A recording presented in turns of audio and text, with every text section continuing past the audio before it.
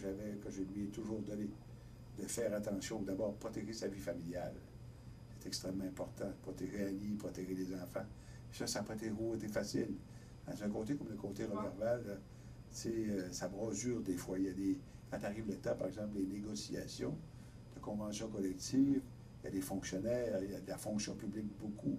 Puis des fois, il y a des gens qui défendent leurs intérêts avec beaucoup de volonté forte.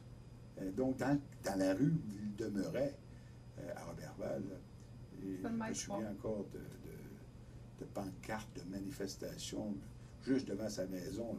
C'était vraiment pas bon. C'était vraiment pénible. Annie subissait ça, c'est pas petite, là. Les enfants aussi. Alors donc, pour Carl, il a vécu aussi sa vie politique. Il a été élu avec une belle majorité en 2003.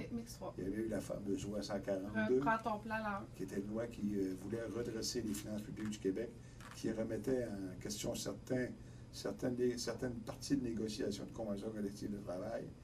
Et ça a brassé. Ça a brassé assez que Carl, en 2008, dans des comtés comme le même, si on pensait que Carl serait élu facilement, les gens disent on va voter contre lui, mais il va être élu pareil. Mais il a été battu. Et ça a été difficile pour lui. Il a trouvé ça très, très difficile. Il a passé à travers quand même, mais la défaite politique, c'est quelque chose quand ça t'arrive. Je me souviens que j'étais avec lui le soir d'élection, on était dans sa maison, on écoutait les résultats, on était sûr qu'il allait être réélu, là. Vraiment. Et quand on a vu la tendance dès le départ, partout, on savait la tendance, quelques heures après, on savait qu'il serait battu. Fait qu'on a vécu ça ensemble, de cette période-là. Puis c'est Carl s'est repris en main, puis il fonctionne très, très bien, puis sa famille va très, très bien aussi. Et